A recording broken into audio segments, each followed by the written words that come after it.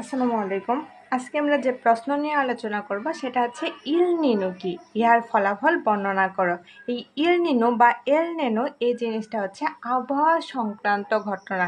যেরকম অতিরিক্ত কোনো কিছু, অতিরিক্ত খরা বা অতিরিক্ত বৃষ্টি বা অতিরিক্ত যে শৈত্যপ্রবাহ সেটাকে আমরা বলি ইল নিনো। এই ইল নিনো এর ফলে যা চিহ্নিত হয় তা হচ্ছে উচ্চতর পানির তাপমাত্রা এবং নিম্নতর বায়ুমণ্ডলীয় চাপ দ্বারা আমরা এই ইল নিনোকে প্রকাশ করি। এই ইল নিনো এর ফলাফল কীরকম হতে পারে? ইল নিনো কানাডায় এবং আলাস্কাতে শক্তিশালী ঝড় সংঘটিত করে।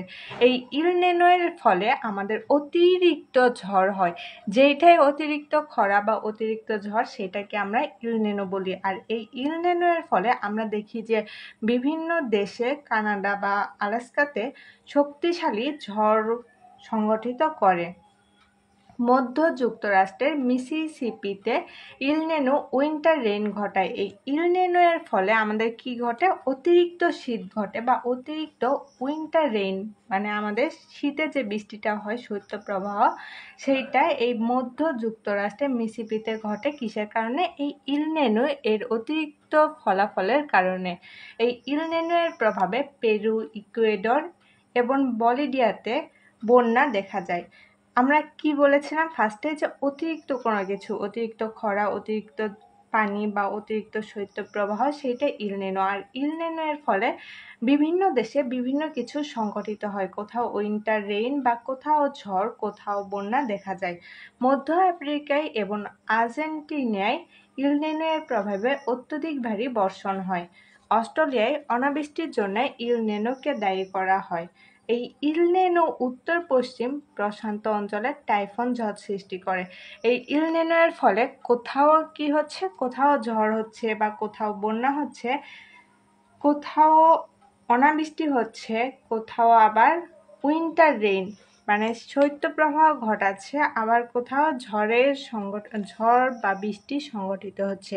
এগুলোই হচ্ছে আমাদের ইল নিনো এর ফলাফল। যেটাই অতিরিক্ত সেটাই আমাদের ইল নিনো বা আবহাওয়া সংক্রান্ত যে ঘটনাগুলো ঘটে আমাদের সাথে, সেগুলোকে আমরা একত্রে বলতে পারি ইল নিনো। এখন আমরা যে প্রশ্ন নিয়ে আলোচনা করব সেটা হচ্ছে গ্রিন হাউস প্রভাব কি, ইহার কৌশল বা গ্রিন হাউস প্রভাবের কৌশল ব্যাখ্যা করো। আমরা গ্রিন হাউস প্রভাবটা বলতে কি জানি? গ্রিন হাউস প্রভাব হচ্ছে শীতপ্রধান দেশ, বিশেষ করে উত্তর আমেরিকা, কানাডা, উত্তর ইউরোপ প্রভৃতিতে বিশেষভাবে নির্মিত গাছের শাকসবজি আবাদ করা হয়।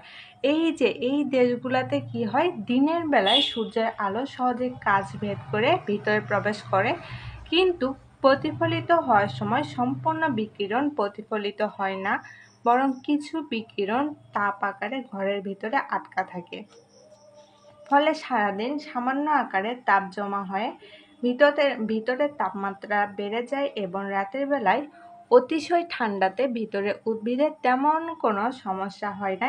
এই ঘরকে আমরা গ্রিন হাউস প্রভাব বলি।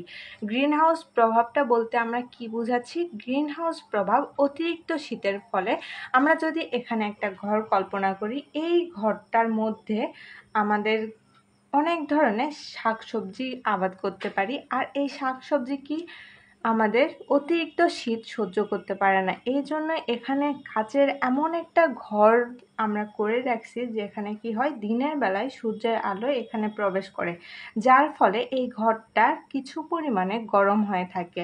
আর যখন এই রাত হয় তখন এই যে শীতটা সেইটা আমাদের এই কাচ ভেদ করে ভিতরে প্রবেশ করতে পারে না, যার কারণে দিনের বেলায় যে আমাদের আলোটা বা আমাদের সূর্যের যে বিকিরণটা সেইটাই এখানে ধরে রাখার ফলে আমাদের উদ্ভিদের বড় হওয়াতে বা কোনো কিছু উদ্ভিদ জন্মাতেই কোনো সমস্যা হয় না।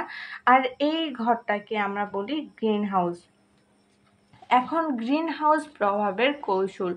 গ্রিন হাউস কীভাবে আমাদের প্রভাবটা হয় বা গ্রিন হাউস কীভাবে তৈরি হয়েছিল?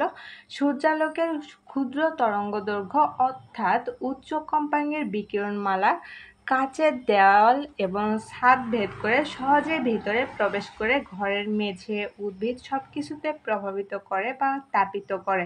যখন এই গ্রিন হাউস প্রভাব বা এই ঘরটার মধ্যে সূর্যালোকের ক্ষুদ্র তরঙ্গদৈর্ঘ্য, আমরা জানি যে সূর্যের কিছু তরঙ্গদৈর্ঘ্য থাকে যেগুলো উচ্চ কম্পাঙ্কের বিকিরণমালা কাচের দেওয়ালে বা ছাদ ভেদ করে সহজেই সেই ঘরটাতে প্রবেশ করে, যার ফলে ঘরের মেঝে থেকে শুরু করে উদ্ভিদ বা সব কিছুকে, ওই ঘরের ভিতরে যত কিছু ছিল সব কিছুতে প্রভাবিত করে বা আমাদের এইটাকে তাপিত করে।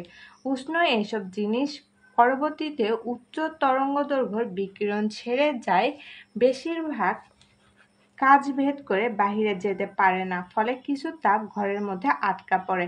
আমাদের এই যে দিনের বেলাতে যে আলোটা এই কাচের ভিতরে যায় তার বেশিরভাগ আলোয় বাহিরে যেতে পারে না, কিছু তাপ ঘরের মধ্যে আটকা পড়ে এবং